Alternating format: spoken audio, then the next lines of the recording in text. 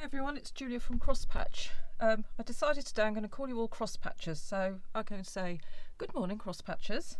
It's a sunny October morning here, all the leaves are falling off the trees and it's about time I started getting into gear for Christmas. So yesterday I sat myself down in front of the sewing machine yesterday afternoon and I made a load of little gift bags. So these are the little gift bags. I'll show you all the ones I made yesterday. So I made 4 of these. These are all exactly the same, so I made 4 exactly the same of those, and I used 10-inch squares for these. If you've got my baby boy Christmas set and you've got the set of 10-inch squares, you get about 3 out of the pack of, I think I do 5 10-inch squares, so you can get a load out of 10-inch square. It's amazing. There's a French General one. I found some squares of French General lurking, and I've put a little sewing machine button on the front of that. Now here's some I've made before. There's another French General one. They look really cute. Make a little bag on the side of it. I think they look really cute. Here's another one, another Christmassy one, and there's another French General one. So if you've got loads of novelty buttons and you're giving gifts to your stitching friends at class, put like a couple of reels of cotton in or something, or just a fat quarter.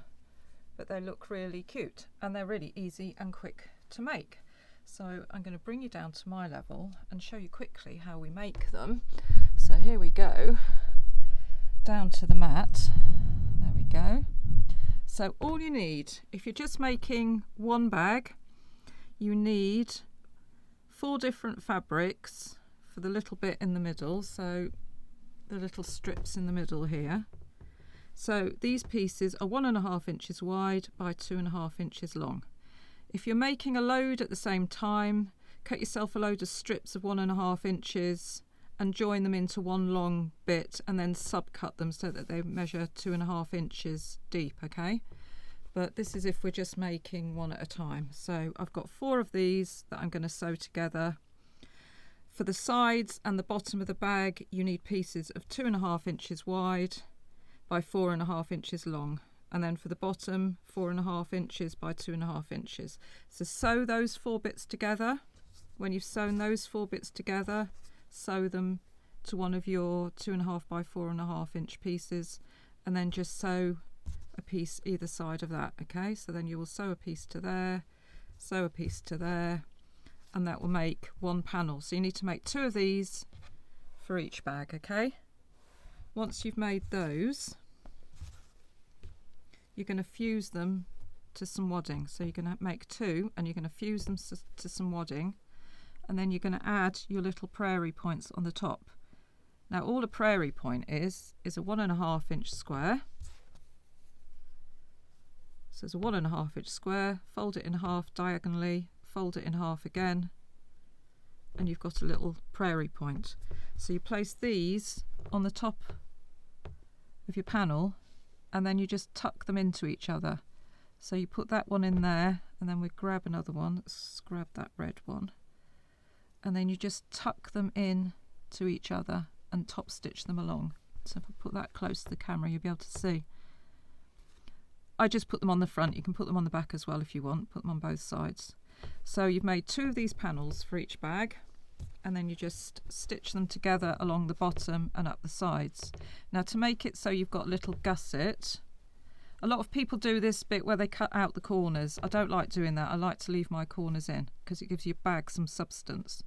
So if you fold the side seam onto the bottom seam of your bag and then just stitch across there, so that is about 3/4 of an inch across. Okay, so do that both sides, and then you can turn it right sides out like so. Now to make your bag handle, which is that, I just cut a 2-inch strip and I folded it in half twice and I stitched it down. Okay, top stitched it down, and then I've just top stitched it on the corner of each side of the bag, so it'll disappear when I put this into the lining. So to make your lining, you need a square of 8.5 inches, So here's my square of 8.5 inches. Fold it in half, stitch down one side, on the other side just stitch like an inch from the top, leave a gap, and then sew the rest at the bottom. So that's so you can turn the bag right sides out. So when you've done that, you'll end up with a hole in that side there. So that's for turning. So that's your lining. You do the gusset bit exactly the same as you did with the bag. So fold the side seam against what would be the bottom seam of your bag and just top stitch across the corner.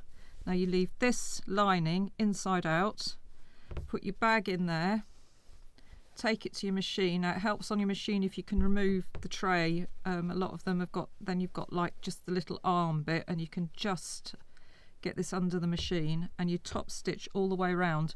Now when you're top stitching, make sure you don't catch your handle in, okay?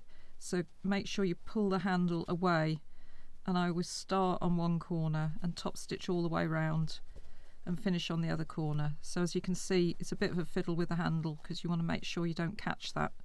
And then you would just turn it right sides out, you pull the bag through that hole, okay? And then you will finish with this. So they're really cute, they're really quick to do. I did 6 of them yesterday afternoon in a couple of hours. To be fair, I cut all the fabric out the day before, which is what I like to do. Then I just come in and I sew.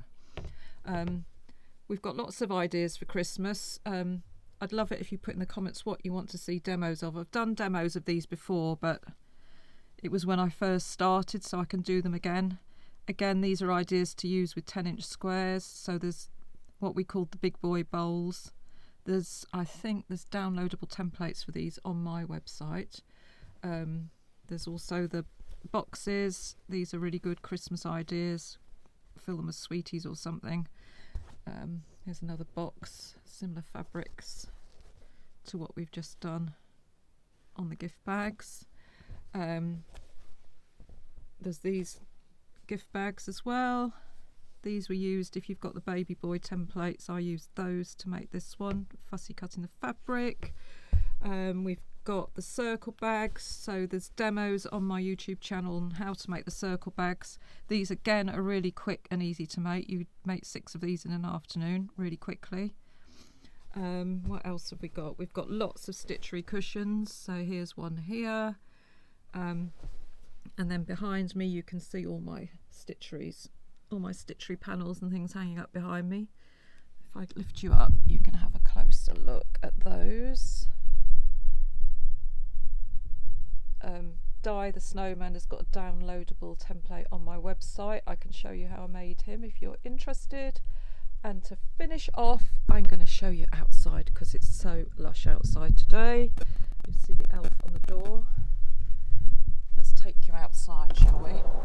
And show you how beautiful it is today out here.